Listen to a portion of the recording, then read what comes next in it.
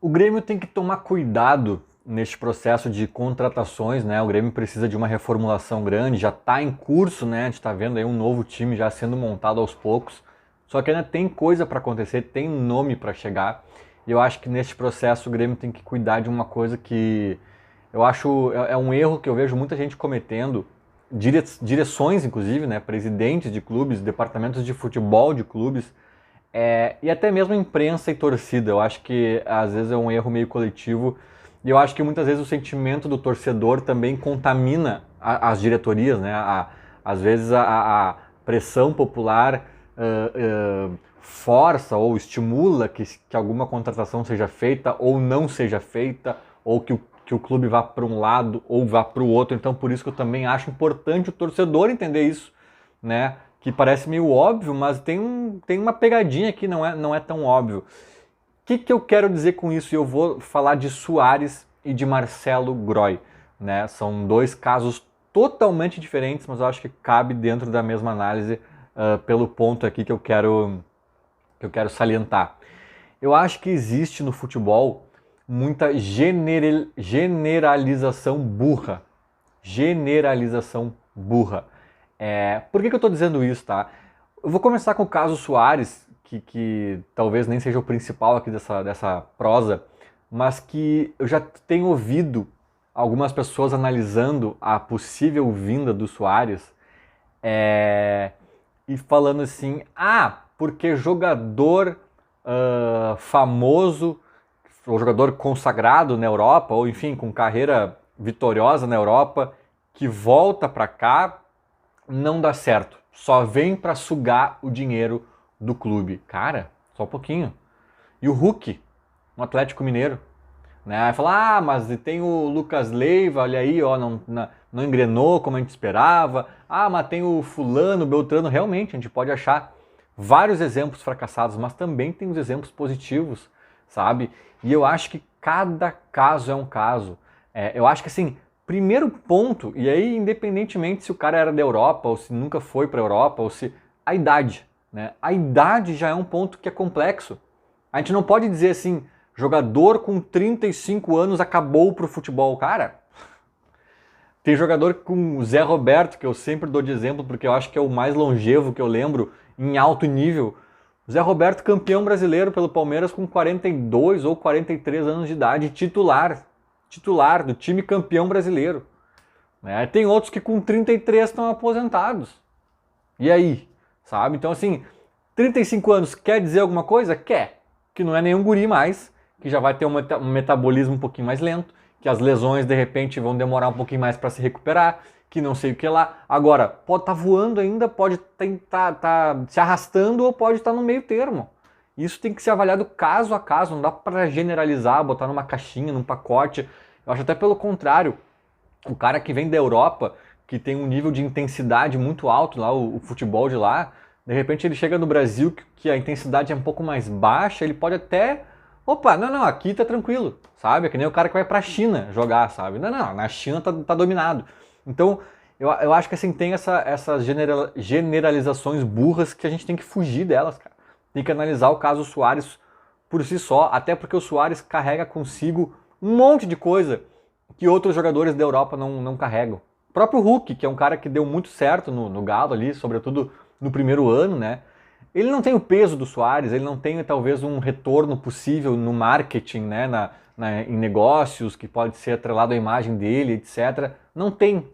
O Soares é muito maior nesse sentido. E é claro que o Hulk até passou a ter, talvez, em dado momento, pelo sucesso que ele fez em campo, né?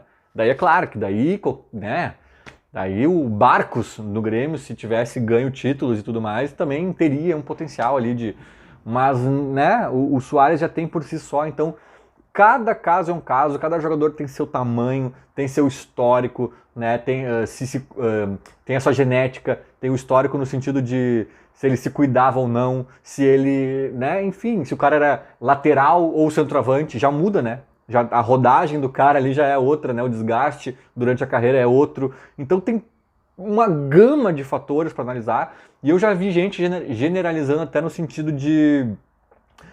vamos fazer uma relação dos uruguaios que já jogaram no Grêmio. Puxa, quase nenhum deu certo.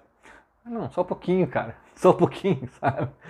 Só um pouquinho. Aí vai comparar o Suárez com o Morales, sabe? Não, né? Então, assim, cada caso é um caso. Eu acho que o caso do Suárez, ele é bem emblemático. Ah, quer dizer que com certeza vai dar certo? Não, pode ser que venha e não brilhe nossos olhos, pode ser que venha e não seja bom, pode ser que venha e seja maravilhoso. Isso são outros 500, mas tem que analisar o caso por ele mesmo. Esse histórico, isso aí é que nem sabe o quê? Ah, Grêmio vai ter uma final de Copa do Brasil, Grêmio e Palmeiras. Ah, o Grêmio e Palmeiras se enfrentaram em Copas 10 vezes na história. O Grêmio ganhou 8, o Palmeiras ganhou 2.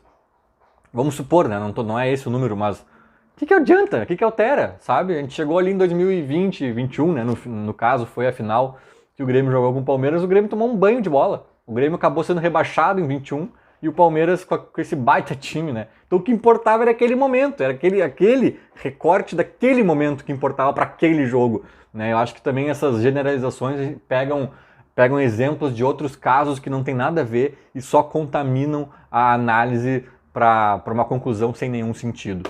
E o outro exemplo é Marcelo Groy, e aqui eu não estou querendo dizer que eu acho que o Groy tem que vir para o Grêmio, tá? Porque a notícia é de que ele não vem. A notícia é de que a direção do Grêmio não quer contratar o Groy. Mas assim, eu ouvi os motivos pelos quais, em tese, a direção não quer, e eu não sei se eu concordo muito, tá?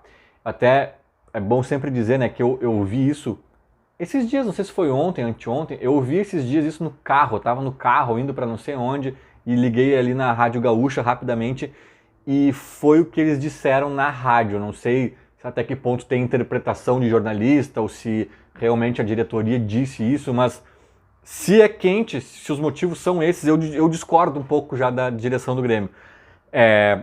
Primeiro que falaram assim, ó, eles não têm certeza da questão do Groy, do rendimento, né? E isso por si só, realmente, daí sim é um motivo para não trazê-lo, né? Se acha que talvez ele esteja, né, em uma fase decadente, o cara não é aquele Groy que a gente lembra de 2017, beleza, talvez seja esse o ponto e a direção do Grêmio até não tenha dito assim, né? Para não queimar o cara, para não se expor. E aí eu acho que faz total sentido, tá? E eu acho que faz total sentido. Mas para a rádio ou para o repórter, ou enfim, pela notícia que eu ouvi, eles teriam algum receio de manchar a imagem do Groy junto ao Grêmio, né, junto à torcida, né, manchar essa idolatria que ele tem, o cara que saiu aqui em alta, de repente pode voltar numa fase técnica abaixo, e aí, né, e daqui a pouco a torcida pega no pé, e enfim, ele pode manchar uma relação, uma história bonita ali com o torcedor.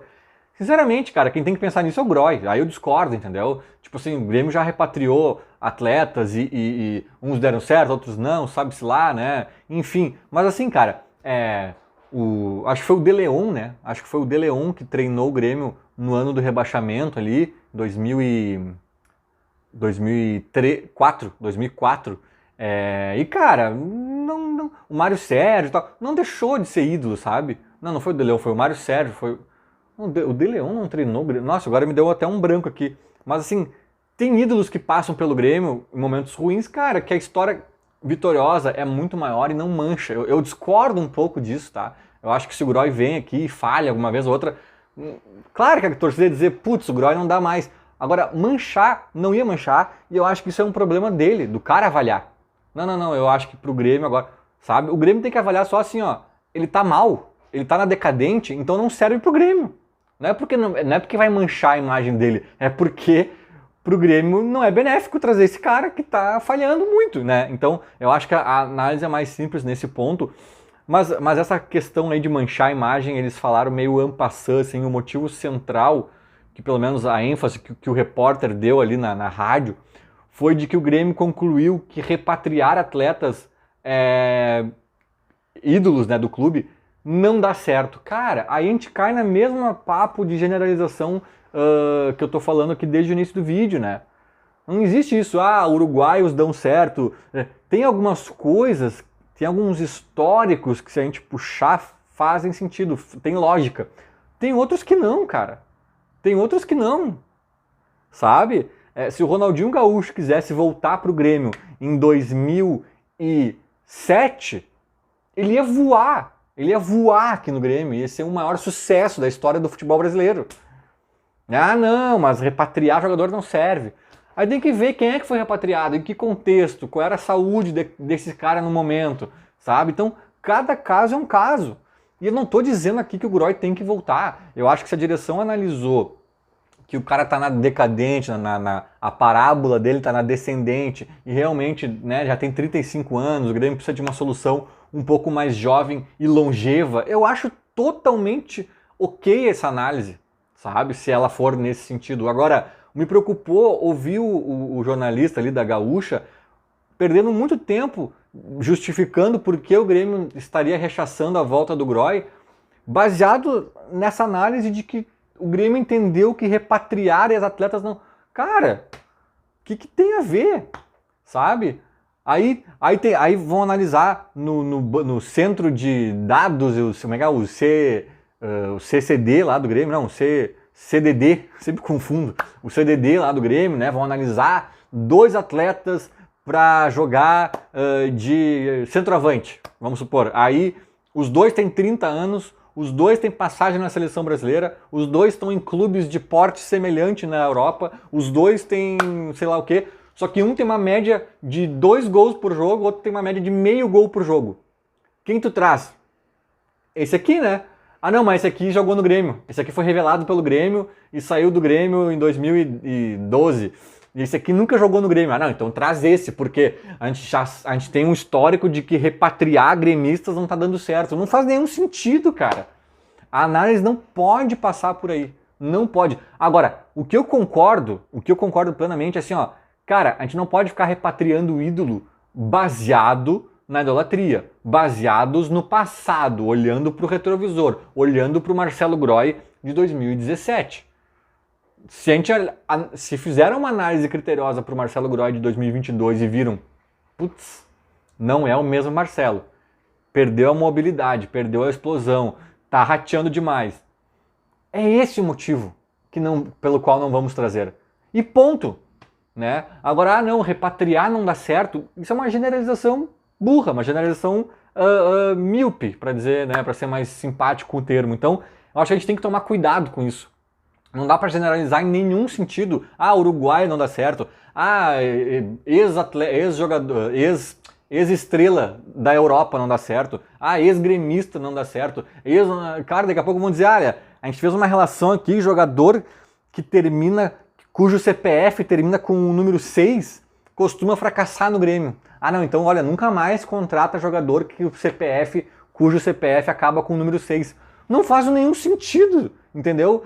Vão ter alguns que vão dar certo, outros que não. Pode ser que até agora todos que acabavam com o CPF com o número 6 deram errado porque os critérios foram mal elencados, os caras eram velhos, os caras não tinham ambição na carreira, os caras estavam cansados, os caras tinham lesão ali que não foi diagnosticada na hora de contratar. Esses são os motivos, né? Tem uma pá de motivos pelos quais o jogador não dá certo. Alguns deles, inclusive, é difícil mensurar, a gente vai acabar descobrindo só com o cara já contratado, né? Mas muitos outros a gente consegue mensurar antes. Agora, nenhum deles é a nacionalidade do cara, é o CPF do cara, é se ele já vestiu a camisa do Grêmio algum dia ou não, entende? Acho que é mais ou menos isso que eu quis dizer e espero que o Grêmio também tome esses cuidados. Eu acredito que está tomando, tá? Eu acredito que foi só a forma um pouco deturpada como a informação chegou ali no jornalista da Rádio Gaúcha e eu quero acreditar que a direção do Grêmio não pense dessa forma no quesito contratações. E acho que não está pensando, acho que está pensando de uma forma mais criativa até, de certa forma, mais criteriosa também. Então eu acredito que não faria sentido esses passos aí que eles estão dando, né, que parecem ser tão bons, tão certeiros em algum nível, assim, né? Não me parece que no meio disso tudo teria esse critério deturpando aí algumas análises. Feito? Era mais ou menos isso. Falou, abraço.